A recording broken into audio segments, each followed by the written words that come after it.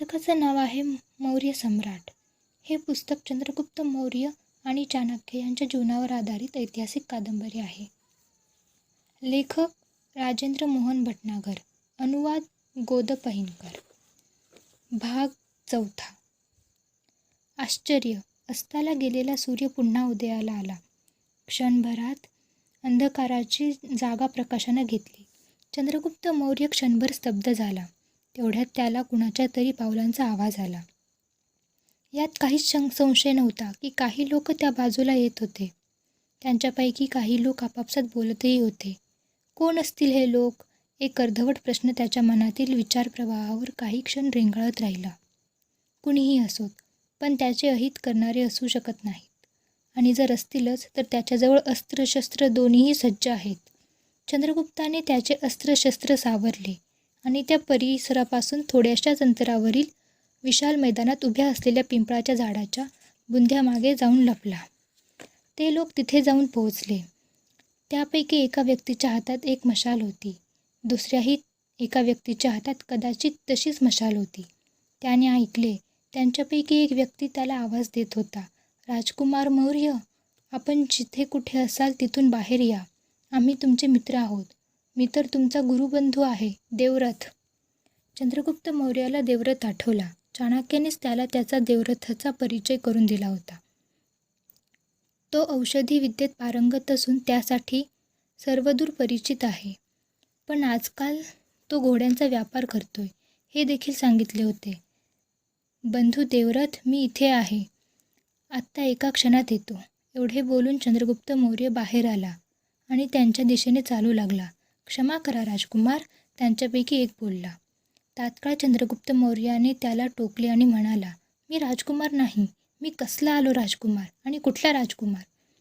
देवरथ म्हणाला, आमच्या बोलण्याने तुम्हाला त्रास झाला असेल तर क्षमा करा मौर्य बंधू. आणि लक्षात असू द्या महाराज, राजकुमाराचा जन्म पहिल्यांदा सर्वसाधारण घटनेच्या स्वरूपातच होत असतो. तोही साधारण कुटुंबातच. राजकुमार आकाशातून येत नाही. आपल्यापैकीच कुणीतरी संधी मिळाली की राजकुमार होत असतो. हे सत्य आहे आणि ते माझे नाही, इतिहासाचे सत्य आहे. आता आपण चालावे. पण कुठे? ही जागा मंदिर परिसरातील आहे. हे ठिकाण जंगलाच्या मध्यात आहे. या ठिकाणच्या प्रत्येक दिशेला जंगलच जंगल आहे. वस्तीपासून हे ठिकाण खूप दूर आहे. इथे जंगली जनावरांची सतत ये-जा असते. आता भीती संपली आहे. मौर्य बंधू, या चला निघूयात. कशाची भीती देवरथ भाऊ? आपणास विदित आहेच की महाराजाधिराज धनानंद हे बाई आणि बाटली यांच्यामध्ये सदैव अकंठ बुडालेले असतात. सत्ता चालविण्याचा प्रयोग त्यांचे अमात्य करत आहेत. ते दिवसेंदिवस जनतेची पिळवणूक करत आहेत. अत्याचार, भ्रष्टाचार करून धनसंग्रह करत आहेत. देवरथ चालता चालताच हे सर्व सांगत होता. तो पुढे पुढे गेला. किंचित थांबला आणि म्हणाला, ते पहा मौर्य बंधू. चंद्रगुप्त मौर्याचे लक्ष त्या दिशेकडे गेले. तिथे आगीचे लोट उठत होते. चंद्रगुप्त म्हणाला, तिकडे तर भयानक आग दिसते आहे. ते एक लहानसं गाव आहे. यावर्षी इकडे सगळी जमीन नापीक झाली आहे. त्यामुळे शेतकरी शेतसारा देऊ शकले नाहीत. महाराजाधिराजांच्या सैनिकांची टोळी आली आणि त्यांच्या घरातले भांडे कुंडे, शेतीची अवजारे, नांगर होतं ते नव्हतं ते अन्नधान्य सगळं लुटून नेलं. त्यांचे बैल, गुरंढोरं ओढून नेले आणि जाताना त्यांच्या झोपड्यांना आग लावली. एवढंच नाही तर त्यांच्यापैकी 4 जणांच्या मुलींनाही उचलून घेऊन गेले. कुणी समोर येऊन विरोध नाही केला का? कोण येणार समोर? सर्वांना आपला जीव प्यारा आहे. आणि शिवाय या शस्त्राधारी अन्यायी सैन्याचा सामना करायला त्यांच्याकडे साधनच काय आहे? देवरथ पुढे म्हणाला. तुम्ही सर्वजण, तुम्ही का नाही पुढे आलात? चंद्रगुप्ताने विचारले. आम्ही आहोत, पण आम्ही असे किती लोक आहोत? मुठभर लोक. ते हजारोंच्या संख्येत आहेत. ते एकाच वेळी अनेक गावांवर आक्रमण करतात. जणू काही त्यांच्या शत्रूच्या प्रदेशातील प्रजा आहे. ते पहा, तिकडे आणखी 2 गावं जळत आहेत. तिकडे दिवसाढवळे आई वडिलांच्या डोळ्यांसमोर त्यांच्या लेकीसुनांवर बलात्कार करण्यात आले. त्या बलात्कारी तरुणींनी विहिरीत उड्या घेऊन स्वतःचे जीव दिले. आम्ही तिथूनच येत आहोत. आम्ही त्या कुशासनाच्या कुत्र्यांचा पाठलाग केला. त्यांच्यापैकी 3घांना ठार मारण्यातही आम्ही यशस्वी झालोत. पण एवढ्याने काय होणार? काहीच नाही. पण मौर्य बंधू, हे कुठंपर्यंत चालणार आहे? यांचा पापाचा घडा आता भरलाय, तो फुटूनच जाणार. जेव्हा राजा हा प्रजेचा रक्षक न राहता भक्षक बनायला सुरुवात होते तेव्हा त्यांचा अंत जवळ आलेला असतो. आचार्यांनी सांगून ठेवलं होतं की देवरथाचं बोलणं मध्येच तोडून चंद्रगुप्तानं विचारलं, आता आचार्य कुठे आहेत? आचार्य परवाच्या दिवशी परत येतील. तोपर्यंत तुम्हाला इथेच थांबायचंय. आचार्यांचा तसा आदेश आहे, देवरथ म्हणाला. चंद्रगुप्त मौर्य शांत राहिला. तुमच्यासाठी हे स्थळ अत्यंत सुरक्षित आहे मौर्य बंधू. याच्या चारही बाजूंनी वस्त्या आहेत. शिवाय सर्व बाजूंनी हा भाग उंच उंच वृक्षांनी घेरलेला आहे. बाहेर सर्व आपले लोक आहेत. शिवाय त्यांचे लोक इकडे येऊही शकत नाहीत. कशामुळे देवरथ भाऊ? आम्ही त्यांच्याशी लढलो आहोत. एक वेळा नाही, अनेक वेळा. त्यांनी लोकांचा लुटून आणलेला माल आम्ही सोडवलाय. त्यांनी प्रतिकार केला नाही का? केला. परत जाऊन 2 पट सैनिक घेऊन आले आणि आमच्यावर हल्ला केला. पण त्यांची डाळ शिजली नाही, कारण त्यांनी जनहितासाठी बलिदान करण्याचा निर्णय घेतलेला असतो. त्यांच्यासमोर असे भाडेकरू सैनिक आणि त्यांचे अस्त्रशस्त्र बल कुचकामी ठरते. त्यांना पळता भुई थोडी होते. आणि अगदी तसंच झालं. स्वार्थ आणि लोभ हे सर्व शक्तिमान माणसाला देखील नमतं घ्यायला विवश करतात. आतून निर्बल झालेल्या व्यक्तीच्या मृत्यूचं कारण भीती असते, देवरथ सहजपणे म्हणाला. तुम्हाला हातपाय धुवायचे आहेत का? एका तिसऱ्याच व्यक्तीनं विचारलं. नाही. तुमच्या दुपारच्या जेवणाची व्यवस्था करायला आम्हाला वेळच मिळाला नाही. आम्हास क्षमा करा. शिवाय त्यावेळी काही विचारताही आलं नाही. तेव्हा तुम्ही जखमी होतात. अगोदर मलमपट्टी करायची होती, नंतर बाकीचं. शिवाय गावापासून खूप दूर असा एकमेव दवाखाना आहे आणि त्याच्यासमोर शाळा. आम्ही मागविलेलं जेवण आलं, पण तोपर्यंत तुम्हाला गाढ झोप लागली होती. तुम्हाला झोपेतून जागं करायला आचार्यांनी मनाई केली. ते म्हणाले होते त्याला झोपू द्या. 3 दिवस 3 रात्री सारखी घोडतोड केली. रस्त्यात काही फळं वगैरे खाल्ली होती. थोडीशी विश्रांतीही घेतली, पण काही क्षणच. कारण वादळ मागे लागलेलंच होतं. थांबायला एखादं सुरक्षित ठिकाण हवं होतं. त्यामुळं सारखं पळावंच लागलं. आमच्या बिचाऱ्या प्रिय घोड्यांची तर काय अवस्था झाली असेल त्याचं अनुमानही लावणं कठीण आहे, देवरथ म्हणाला. आमच्या त्रासामुळं आम्ही त्यांच्याकडेही लक्ष देऊ शकलो नाही. मध्येच चंद्रगुप्त म्हणाला. असं होतच असतं मौर्यबंधू, देवरथ म्हणाला. पण असं होणं योग्य नाही देवरथ बंधू, चंद्रगुप्त म्हणाला. मी तुमच्या दोघांच्या घोड्यांच्या जखमांना देखील मलमपट्टी केली आहे. त्यांच्या चाऱ्याची आणि आरमाराचीही व्यवस्था केली आहे. त्यापैकी तुमच्या घोड्याच्या डाव्या पायावरील जखमेतून सारखं रक्त वाहत होतं. रक्ताची धार वाहून वाहून चुकून गेली होती, देवरथ म्हणाला. तरीही त्याच्या वेगात त्याने किंचितही फरक पडू दिला नाही. अनेक नदी नालेही त्याने पार केले. कुठलेही अडखळा त्याने मान्य केला नाही. त्याचवेळी माझ्या जखमांमुळे मला प्रचंड वेदना होत होत्या. असं वाटायला लागलं होतं की अचानक जर शत्रूंनी घेरलं तर तेवढ्या स्फूर्तीनं तलवार चालवू शकेन की नाही. जेवढ्या स्फूर्तीनं मी शत्रुपक्षाला चिरत जाऊन 2 भागात विभागत गेलो होतो, हे सांगायला विसरलो मित्रा, की माझ्या करंगळीलाही जखम झालेली आहे. त्याचा देखील इलाज केला जाईल. पण अगोदर आपण जेवण करून घ्या. आणलेल्या जेवणाच्या ताटाकडे निर्देश करत देवरथ म्हणाला. चंद्रगुप्त मौर्य जेवणाचा आस्वाद घ्यायला लागला. माझी पत्नी आणि आई दोघींनी मिळून तुमच्यासाठी जेवण तयार केलंय. कृपया त्याचा आस्वाद घ्या आणि नंतर सांगा की. एवढे बोलून देवरथ थांबला. चंद्रगुप्त मौर्य अधिकच भावूक झाला. तो शांतपणे जेवणाचा आनंद घ्यायला लागला. खरंच जेवण खूपच स्वादिष्ट होतं. शिवाय त्यात विविध प्रकारची पक्वानं होती. जेवणानंतर चंद्रगुप्त मौर्य म्हणाला. तुम्ही खरंच भाग्यवान आहात देवव्रत भाऊ, की तुम्हाला तुमच्या आईनं आणि पत्नीनं बनवलेलं स्वादिष्ट जेवण दररोज मिळतं. खूप मोठ्या प्रदीर्घ कालावधीनंतर एवढे स्वादिष्ट आणि मनसोक्त जेवण करण्याचा आनंद मला मिळाला. त्या दोघींना माझा आदरपूर्वक नमस्कार सांगा. आईला प्रणाम तर ठीक आहे, पण पत्नीलाही. ती तर माझ्यापेक्षा लहान आहे मौर्यबंधू. मग तिलाही प्रणाम कसा? देवजी, व्यक्ती जेवण बनवते त्या व्यक्तीमध्ये पोषणतत्व असतं. त्या क्षणी प्रत्येक स्त्रीची भूमिका आईची असते. एवढं बोलून चंद्रगुप्त मौर्य थांबला. त्याला केव्हा आईच्या हातचे जेवण मिळाले आहे आणि पत्नी. त्याचा विवाहच कुठे झाला होता आणि होणार तरी कसा? कुणाशी? कोण आहे समोर? समोर केवळ नीरव शांतता आहे, कारागृहात पडलेल्या सुप्त लालसांची. ते सर्व निघून गेले. चंद्रगुप्त मौर्य बेचैन झाला. तो कुठून कुठे आणि कसा पोहोचला हे त्याच्या स्वतःसाठीही रहस्य होते. जे काही कळलं होतं ते सगळं ऐकिवातलं होतं. त्यातही संशय कायम होता, कारण त्यानं कित्येक व्यक्तींकडून कित्येक गोष्टी ऐकल्या होत्या. त्यातून कुणाचं खरं मानायचं आणि कुणाचं नाही.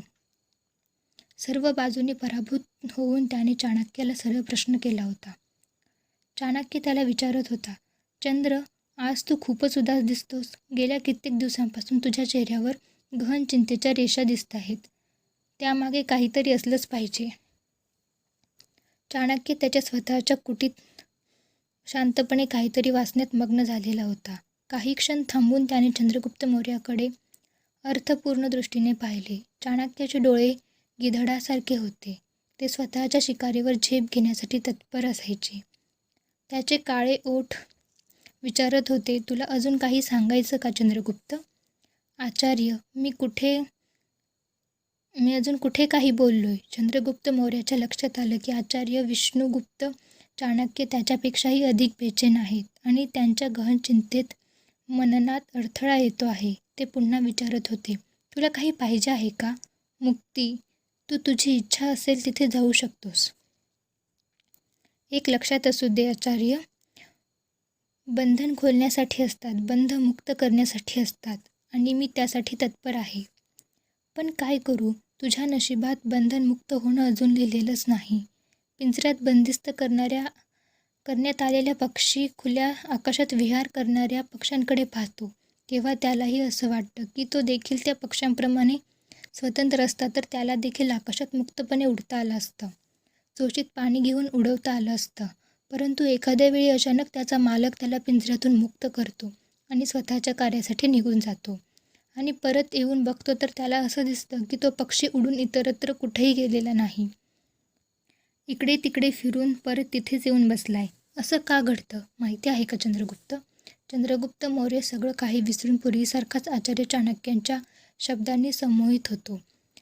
त्याच्या मनात एखादा शब्द उफाळून येतो, पण तो पुन्हाच संमोहनग्रस्त होतो आणि तो उत्तर देतो, नाही आचार्य, माहीत नाही. अरे वेड्या, परंपरा, परचिंता, त्रास यांनी ग्रस्त झालेल्या व्यक्तीच्या भाग्यात मुक्तीच्या रेषा कधीच नसतात आणि असं कुणाच्या मुक्त करण्यानं मुक्त होत नसतं.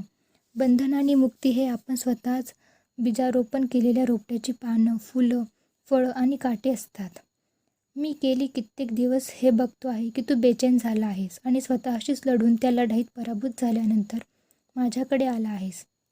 मला इतरांच्या दिव्य शक्तीबद्दल किंवा जादूबद्दल काही सांगता येणार नाही, पण मला माझ्या स्वतःच्या संदर्भात मात्र काहीच संशय नाही. वारा, पाणी, आकाश, प्रकाश, पृथ्वी या सर्वांना साक्षी ठेवून सांगतो की माझ्याजवळ कुणाला बांधून ठेवण्याचा वशीकरण मंत्र नाही किंवा कुणाला मुक्त करण्याचाही कोणता मंत्र नाही. मी मंत्ररहित आहे. चंद्रगुप्त, मी सुद्धा तुझ्यासारखाच हाडामांसाचा माणूस आहे. विधात्याने मला कुरूप बनवलं तरीही मला त्याच्या न्यायात काहीही चुकीचे वाटत नाही किंवा त्याने आपल्यावर अन्याय केला असंही वाटत नाही. त्याने त्याचे कर्म केले आणि माझे नियत कर्म करण्याचा माझाही प्रयत्न आहे. आणि मी हे देखील सांगू शकत नाही की माझा प्रयत्नही मी पूर्ण रूपानं करू शकतोय की नाही, की मी देखील पवन, जल, प्रकाश, ध्वनी यांच्यासारखाच फक्त वाहतो आहे, प्रवाहित होतो आणि कदाचित अस्तित्वात असण्याची हीच गती आणि हीच नियती असावी हे मी स्वीकारलेले आहे. मला हे माहिती आहे आणि तरीही मी भर दरबारात नंदाचा विनाश करण्याची प्रतिज्ञा करून आलोय आणि हे माझ्या हातात नाही हे मी देखील जाणतो. तरीही आचार्य, अचानक चंद्रगुप्ताच्या मुखातून इच्छा नसतानाही हे शब्द बाहेर पडले आहे. तू स्वतःला बघून हे सांग की तुझा हा प्रश्न तुझ्या कुठल्या पूर्वतयारीचा परिणाम आहे? चंद्रगुप्त मौर्य किंकर्तव्यमूढ झाला, एकदम आश्चर्यचकित झाला.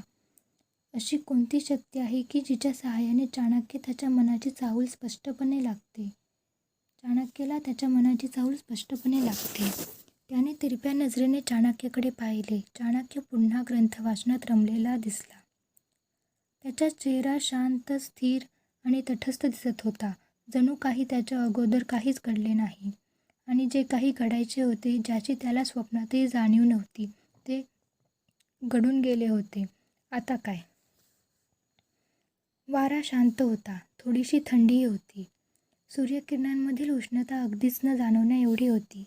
त्याचवेळी अलकाचा प्रवेश झाला. तिचे सौंदर्य तक्षशिला विद्यापीठासाठी बाधा देखील ठरू शकले असते. तिचा तक्षशिला विद्यापीठात प्रवेश झाला होता तेव्हा चाणक्याने सहजपणे म्हटले होते, राजकुमारी, हे ते स्थान आहे जिथे लिंगाकर्षाची जादू चालत नाही. इथे चाणक्यासारख्या कुरूप आणि तुझ्यासारखी सुकुमार सुंदर देवकन्या आपल्या डंखदंशाच्या विषाचा त्याग करून शून्यवत मर्त्य बनण्यासाठी मनाची तयारी करत असतात. तथापि मर्त्य स्वभाव सौंदर्याने पराभूत होऊन त्याचा सन्मान करतो आणि कुरूपतेपासून नजर चुकवून दूर पळत असतो. मुळात प्राणतत्व आणि आत्मा या दोघांमध्ये समानता आहे. का ते माहीत आहे का? ती विचलित झाली. तोपर्यंत तिनं ऐकलेलं होतं की तिथे चाणक्याचं अनुशासन चालतं, जे संयम आणि शिस्तप्रधान आहे. तो आचार्य चाणक्य ऋषी मुनींच्या सारखा आत्ममग्न राहतो आणि योद्ध्याच्या नवीन शत्रूला विचार करण्यासाठी क्षणाचाही अवधी देत नाही. सरळ आक्रमणच करतो. तिथे जाऊन तुला काय मिळणार आहे? तरीही ती तिच्या इच्छेला थांबवू शकली नाही. चाणक्याच्या अचाट बुद्धिमत्तेचे चुंबकीय आकर्षण तिला तिथपर्यंत घेऊन आलेच. तिने तिच्या चेहऱ्यावर नाचणारी केसाची बट बाजूला सारून चाणक्याला विचारले, का आचार्य? कारण त्यांची दृष्टी देहाचा दरवाजा ठोठावून परत जाते. त्यात डोकावण्याची चमकदार तेजस्वी सौंदर्याच्या दृष्टीला दृष्टी मिळवण्याचे आणि त्याच्याशी एकरूप होण्याच्या अतींद्रिय आनंदापर्यंत पोहोचण्याचे त्यांचे धाडस होत नाही. जे क्षेत्र आहे तेच त्याचे घर, तोच संसार, राजप्रासाद, रूपसौंदर्य, त्याच्या मादकतेचा अहंकार, दर्प, सर्व काही असते. चाणक्याने आणखी कितीही वाक्य अवतरणं आणि संदर्भ उद्धृत करून तिला हे समजावण्याचा प्रयत्न केला की विनाशाच्या खूप पुढे अमृतकुंड आहे, ज्यावर चिंतन मनन करण्यामुळे जागतिक अस्थिरता, त्याचे पराभव, वैभव इत्यादी आकर्षण विकर्षण यांच्या मोहमायेचा हस्तक्षेप होऊ शकत नाही. माझा इथे येण्याचा उद्देश आचार्य, अलकानं पुन्हा एकदा चेहऱ्यावरची केसांची बट बाजूला सारली. मोकळ्या मनानं सांग राजकुमारी, चाणक्य मध्येच म्हणाले. उत्तम हेच असेल आचार्य की तक्षशिला विद्यापीठात येऊन मी माझ्या शिरावरच्या राजकुमारीपणाच्या ओझ्यातून मुक्त व्हावं. ती म्हणाली. आता सांग अलका, तू झालीस राजकुमारी पदाच्या ओझ्यातून मुक्त? चाणक्य म्हणाले. पश्चिमोत्तर सीमेवर संकट आहे. तिकडची सर्व लहान मोठी राज्ये जातीय अहंकार, तुच्छ राजकीय उत्थान पतन यांना महत्त्व देत परस्परांवर आरोप प्रत्यारोप करत आहेत. एकमेकांना कमी लेखण्याचे षडयंत्र रचता रचता एवढे पतित झाले आहेत की आपापसातील लढायांमध्ये बाह्य शक्तींना आमंत्रित करता आहेत. हे बोलताना अलकाचा चेहरा अधिकच आरक्त झाला. आचार्य ऐकत होते. तिच्या मोठ्या डोळ्यांमध्ये जणू वीज चमकत होती. मला जाण्याची आज्ञा मिळेल का आचार्य? मध्येच चंद्रगुप्त म्हणाला. यांचा परिचय? अलकानं विचारलं. तक्षशिला विद्यापीठाचा अत्यंत हुशार, निष्ठावान, होतकरू आणि अस्त्रशस्त्र विद्येत पारंगत असणारा एक विद्यार्थी, चंद्रगुप्त. आचार्यांचं बोलणं मध्येच थांबवत चंद्रगुप्त म्हणाला, आचार्य, हा स्वतःची स्तुती ऐकू शकत नाही. हा त्याचा अवगुण आहे अलका. काही क्षण थांबून आचार्यांनी मेघगर्जनेसारखं त्याचं बोलणं चालू ठेवलं. थांब चंद्रगुप्ता, तू ही चांगली संधी का गमावतोयस?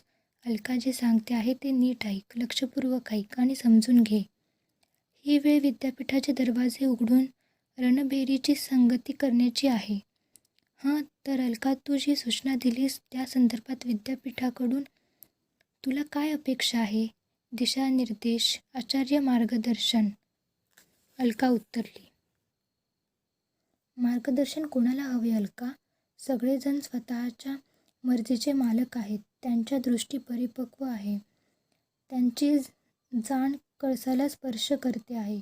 त्यांना कुणाचं काही घेणं देणं नाही. पूर्णत्वाच्या पुढे काय आहे? चाणक्याच्या हृदयातील क्लेश शब्दरूपानं बाहेर पडत होते. आपण दूर का जात आहोत आचार्य?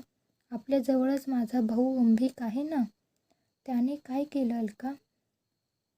काय केलं नाही ते विचारा. स्वतःच्या व्यक्तिगत स्वार्थासाठी तो पंचनंद नरेश पर्वतेश्वर याला पराभूत झालेलं बघू इच्छितोय, अलका म्हणाली.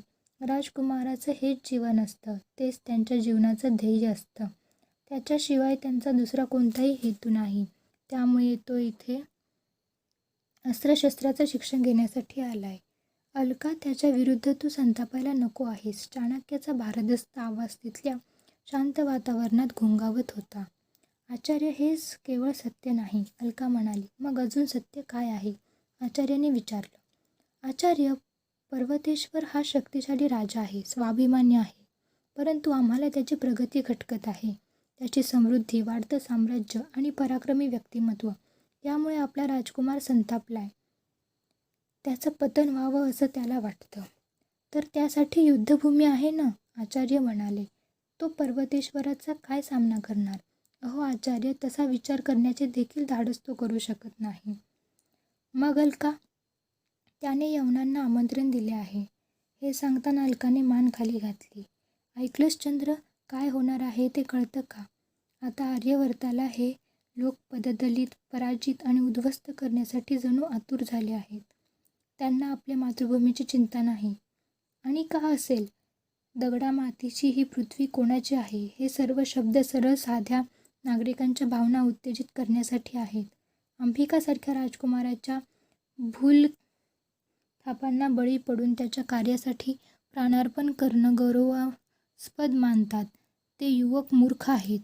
ही आहे आमच्या राष्ट्रंत पालकाची भूमिका. चाणक्य जणू एखाद्या खोल विहिरीत डोकावून बोलत होता.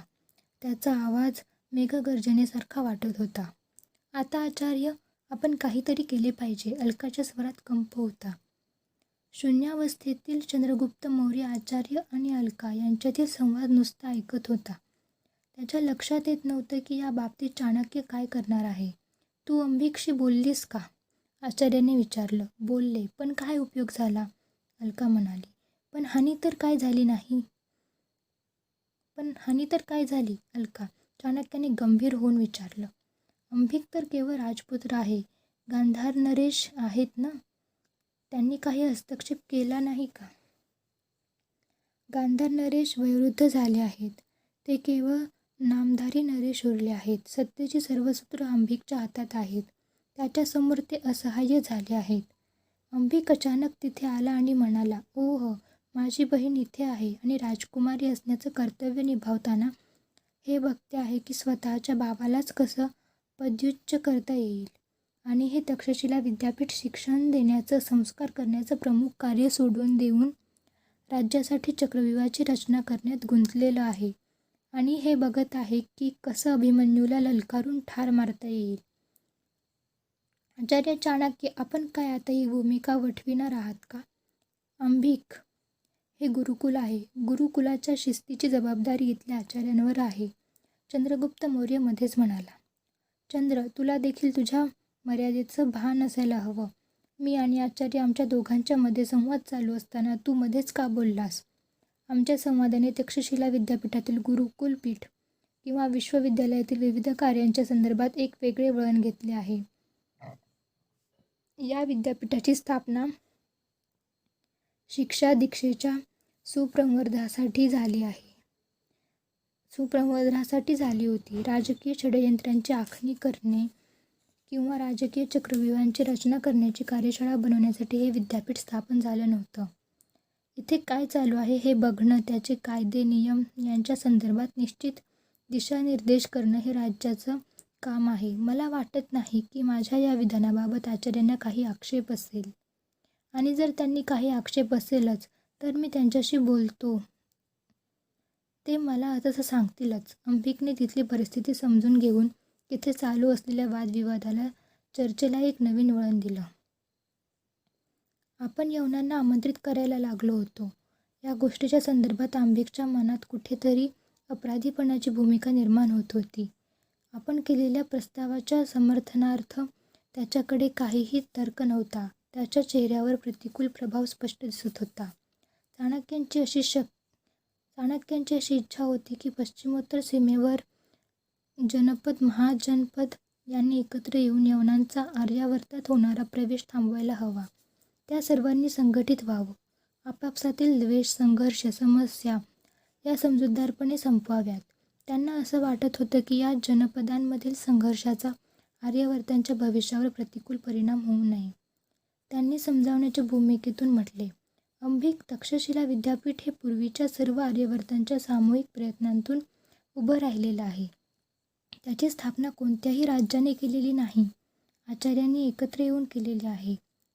ज्या प्रकारे राजाने आपला समाज, आपली प्रजा त्यांच्या हितासाठी कार्य करणं अपेक्षित असतं, अगदी तसंच हे विद्यापीठ देखील राज्य आणि त्यातील नागरिक यांच्या हितासाठी, उन्नतीसाठी, समृद्धीसाठी शिक्षा, दीक्षा यांच्या माध्यमातून सुयोग्य विद्यार्थ्यांची जडणघडण करण्याचं कार्य करीत आहे. आणि हे कार्य करताना हा दृष्टिकोन केंद्रभागी असतो की इथले विद्यार्थी निसर्गाकडून प्राप्त होणाऱ्या जल, प्रकाश, वायू इत्यादी पंचतत्वांची अनुभूती घेऊन त्यांच्याप्रमाणेच आपले जीवन सर्वस्व समाजासाठी समर्पित करतील. हे देखील बघितलं जातं की कुठलाही अहंकार, गर्व, विद्वेष, भेदभाव मनात न बाळगता या परमपवित्र भूमीच्या सुखसमृद्धीचा यज्ञ निर्विघ्नपणे पार पाडला पाहिजे. ज्या चुका झाल्या असतील त्यांना सुधारण्यासाठी आमच्याकडे भरपूर अवकाश आहे.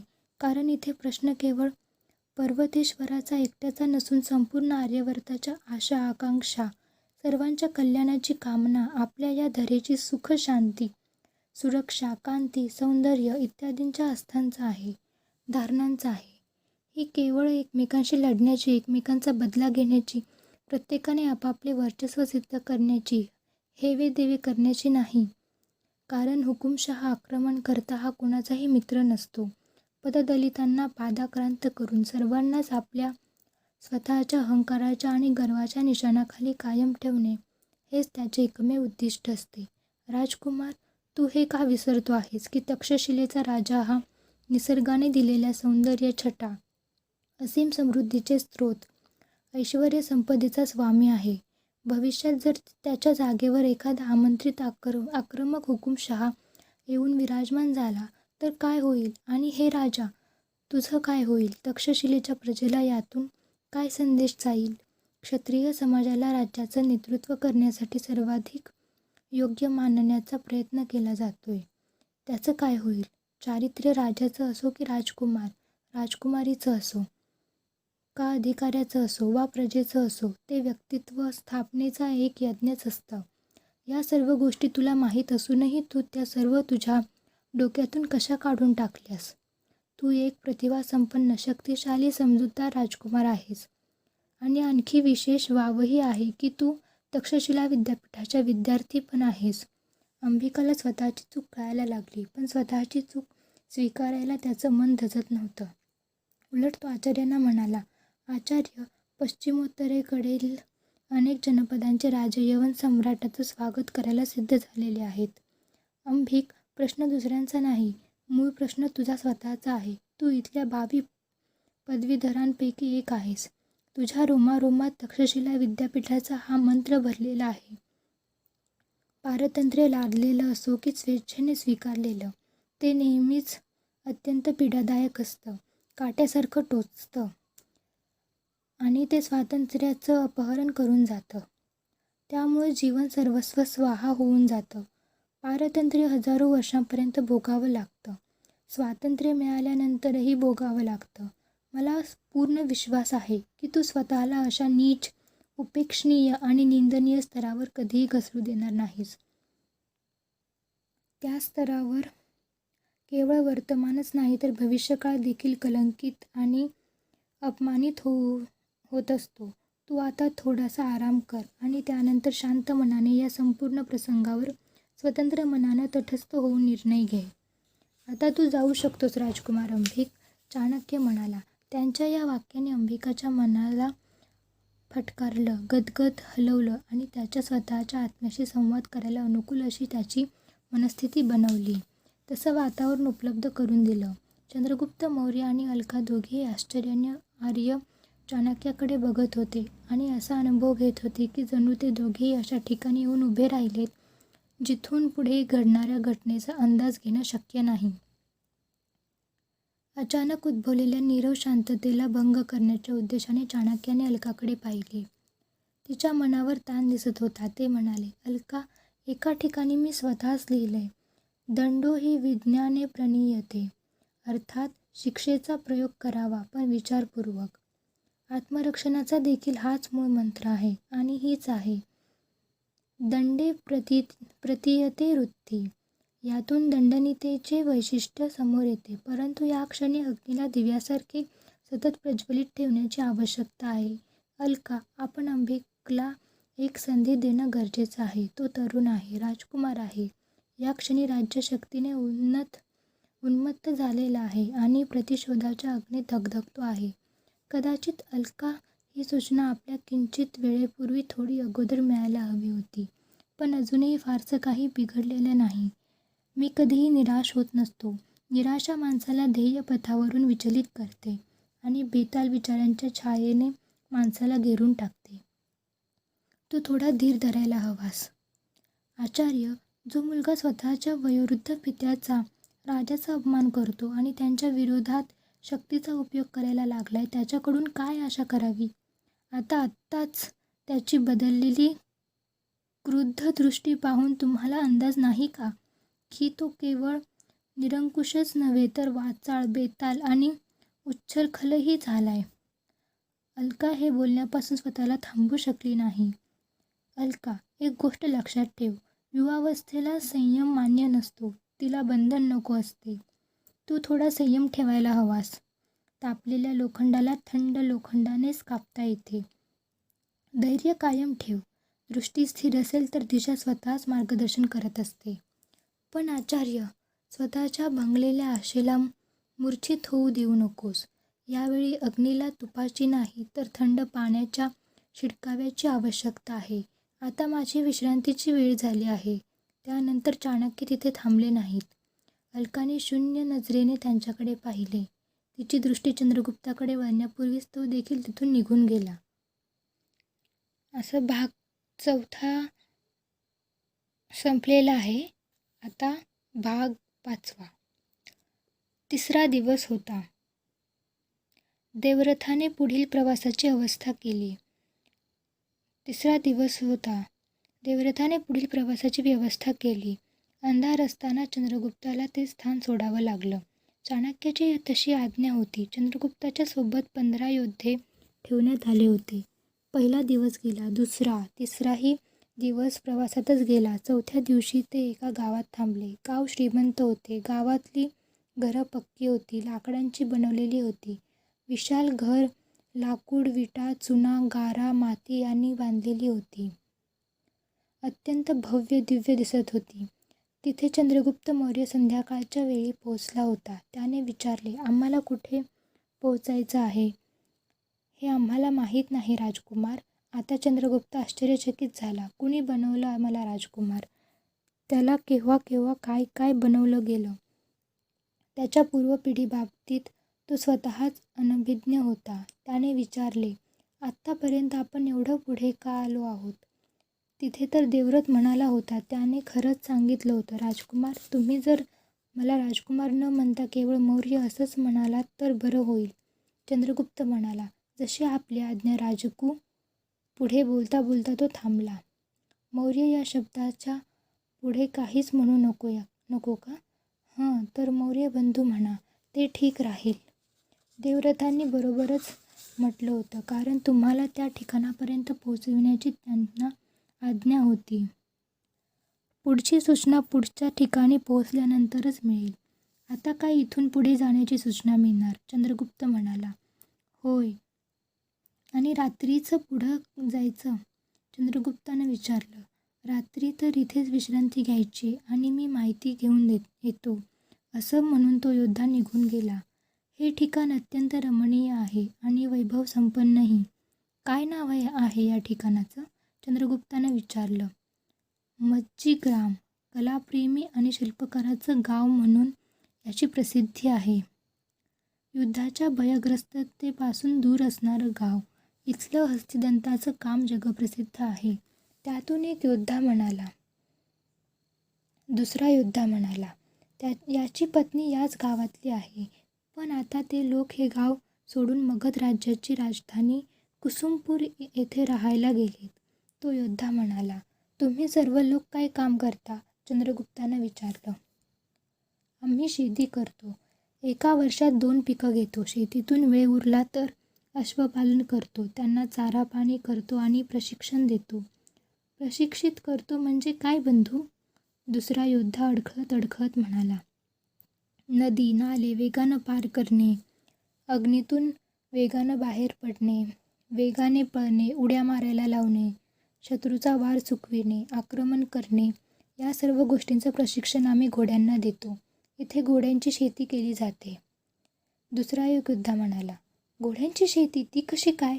इथे घोड्यांचा मोठा बाजार भरतो. वर्षातील 4ही ऋतूत इथे यात्रा भरते. या यात्रेत देशविदेशातून व्यापारी चांगल्या चांगल्या वंशाचे घोडे घेऊन येतात.